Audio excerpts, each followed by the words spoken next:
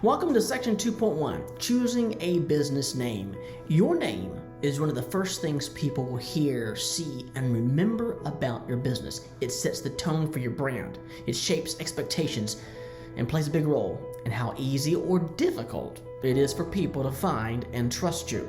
So let's walk through what makes a great name and how to make sure it's available. So here are some ideas to brainstorm business names. First, you're going to focus on clarity and simplicity. You want something that's easy to say. We can spell it, we can remember it. If someone hears it once, they should be able to go Google it later.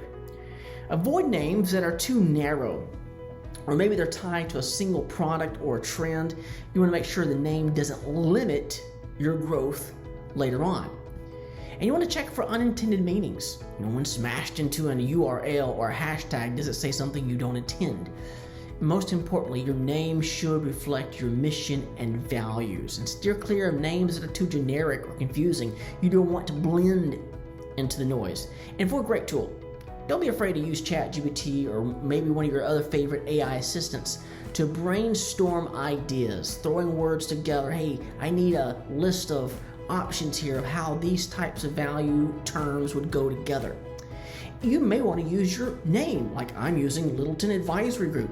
That's part of my name. But maybe you don't want your name out there in as far as the branding concerns. So you got to come up with a title that's reflective of your character and your values. So don't be hesitant about spending a lot of time at this stage and getting feedback from other people on the potential name ideas. So once you've got a short list of name ideas, listen to me very carefully. You cannot skip this step. You cannot go past go. You cannot collect $200. You've got to check the availability of that name right away.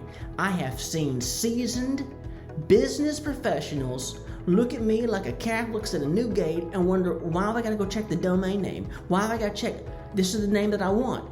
Your name may already be taken. You need to start with a domain name, particularly a .com if you're doing a for-profit, or a .org if you're a nonprofit, since those are the most trusted.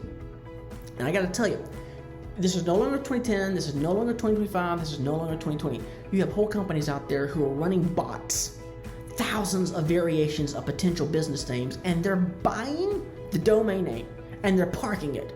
They're hoping someone like you comes along who's not thinking about these steps and invest into the startup business of theirs, and I gotta have a website, but it's already taken, and they're gonna charge you $500, $1,000, or even more.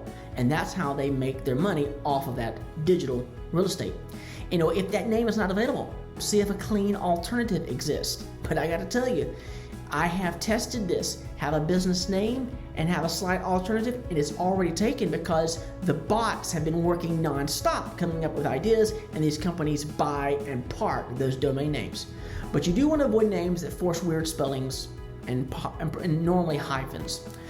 Next, you want to run a quick search on your Secretary of State's website to make sure the name isn't already in use or trademarked locally. And don't forget to check social media platforms. We're not launching the social media platforms yet, but you want to be consistent across your handles, and so you want to make sure those major platforms like Instagram, Facebook, LinkedIn, and even Twitter, or X as it's called now, has that domain or that name available for you to use. Locking in your digital presence early prevents surprises down the road.